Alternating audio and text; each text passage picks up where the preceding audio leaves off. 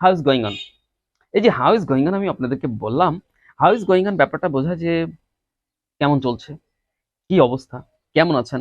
তো সিম্পলি এ ধরনের ক্ষেত্রে আমরা যখন কারোর সাথে সাক্ষাৎ হয়, আমাদের যখন দেখা হয়, তখন আমরা, যেমন আপনার সাথে আমার দেখা হলো বা আমার সাথে আপনার সাক্ষাৎ হয়েছে, আপনি হয়তো জিজ্ঞেস করবেন যে স্যার কেমন আছেন, বা আমি আপনাকে জিজ্ঞেস করলাম যে হ্যাঁ আপনি কেমন আছেন। এই যে কেমন আছেন সাক্ষাতে কুশল বিনিময়, সেটা আমরা সিম্পলি কি বলি, how are you. How are you চিরাচরিত যে আমাদের কাছে প্রচলিত একটা পরিচিত বাক্য, সেটা হচ্ছে যে হাউ আর ইউ। তো হাউ আর ইউ যেটা, সেটা তো আমরা বুঝলাম যে তুমি কেমন আছো ইত্যাদি। বাট আমরা কখনো কখনো কি বলতে পারি, একটু ডিফারেন্ট ওয়েতে মাঝে মাঝে একটু বৈচিত্র্য আনতে পারি, একটু ভ্যারিয়েশন দিবেন। যদি আপনার পক্ষে সম্ভব হয়, তো আপনি বলতে পারেন যে how is going on, how is everything, what about you, what's about you, WhatsApp, এরকম নানান বাক্য বলা যেতে পারে। বাট আমার পরামর্শ হচ্ছে যে আপনি এ ধরনের বাক্য ব্যবহার করবেন যদি কিনা আপনার নিজের কাছে মনে হয় যে ইয়েস আমি মোটামুটি ইংরেজি জানি, এখন স্পিকিং টুকটাক করতেও পারি, মোটামুটি শিখে গেছি, রাস্তায় চলা শিখে গেছি, তখন আমি পরামর্শ দিব যে তখন আপনি বলতে পারেন এই ধরনের ইংরেজি ব্যবহার করতে পারেন মাঝে মাঝে ভেরিয়েশন দিয়ে। বাট দুর্বল শিক্ষার্থী যারা, যে আপনি অত্যন্ত দুর্বল, আপনি কেবল শেখা শুরু করেছেন, তাদের ক্ষেত্রে আমি পরামর্শ দিব যে আপনি এই ধরনের বাক্য বেশি ব্যবহার করার জন্য চিন্তা করবেন না। তাহলে আপনি কি করবেন, আপনি সহজ বাক্য ব্যবহার করবেন। যেমন কারোর সাথে দেখা হলে বা সাক্ষাৎ হলে আমরা বলি যে হাউ আর ইউ, কেমন আছেন। তবে হ্যাঁ, এই হাউ আর ইউ পাশাপাশি যদি দুটো একটা বাক্য আপনার পক্ষে মনে রাখা সম্ভব হয় দুর্বল শিক্ষার্থী হিসেবেও, তো কখনো কখনো আপনি একটু ভ্যারিয়েশন দিতে পারেন। তো এখন কথা হচ্ছে যে তুমি কেমন আছো বা আপনি কেমন আছেন, এই অর্থে যখন আমরা বলতেছি যে হাউ আর ইউ, অথবা আমি একটু ভ্যারিয়েশন দিয়ে বলতেছি হাউ ইজ গোয়িং অন, এই হাউ ইজ গোয়িং অন মানে কি, কেমন চলছে। এই কেমন চলছে বলতে কি কেমন চলছে, আপনার জীবনকাল কেমন চলছে, আপনি কেমন আছেন, আপনার কাজকর্ম কেমন চলছে। In a word I should say, এক কথা আমার বলা উচিত যে এভরিথিং ওভারঅল, সবকিছু মিলিয়ে আপনি কেমন আছেন, সেটাই কিন্তু বোঝায়। কি ঠিক না? হ্যাঁ, এটাই ঠিক, যে সেটাই বোঝায় যে সবকিছু মিলিয়ে আপনি কেমন আছেন। তো যখন বলা হচ্ছে যে হাউ ইজ গোয়িং অন অথবা হাউ ইজ এভরিথিং, তখন আপনি উত্তরে হয়তো এক কথা এরকমও বলতে পারেন যে everything is going on fine. একটু বড় হয়ে গেল, যে everything is going on fine, everything is well, everything is okay, এরকমও বলতে পারেন। তবে আপনি সংক্ষেপে বলতে পারেন ফাইন, হোয়াট অ্যাবাউট ইউ।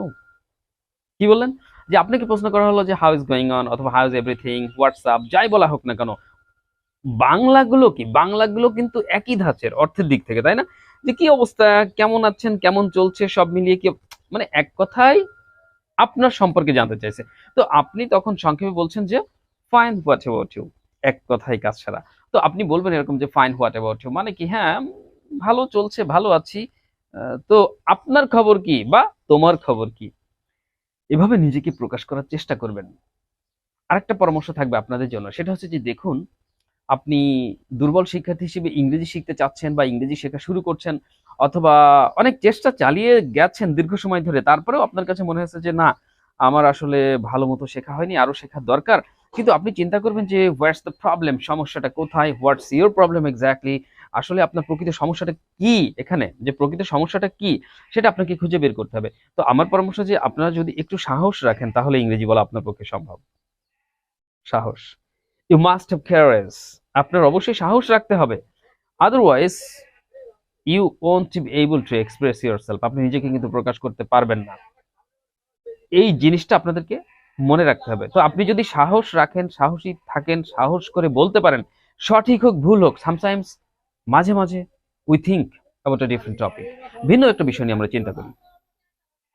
সেটা আসলে কি, সেটা আসলে হচ্ছে যে যে সামটাইমস উই মেক মিস্টেক্স, আমরা মাঝে মাঝে কিছু ভুল করে থাকি।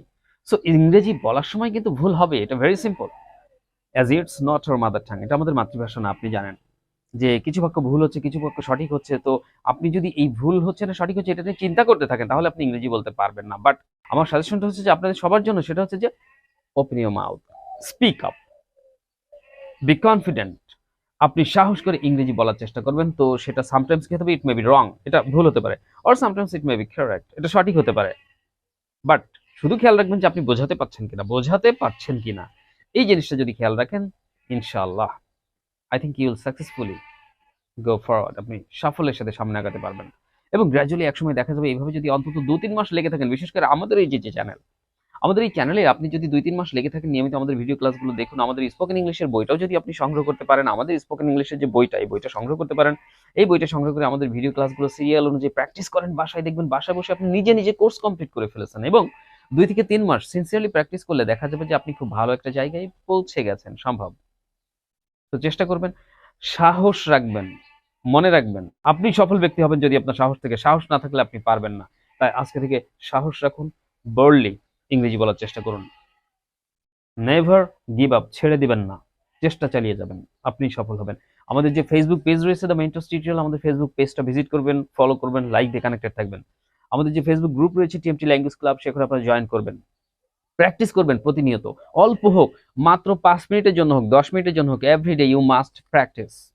অবশ্যই আপনাকে প্র্যাকটিস করতে হবে, ভালো কিছু হবে ইনশাআল্লাহ।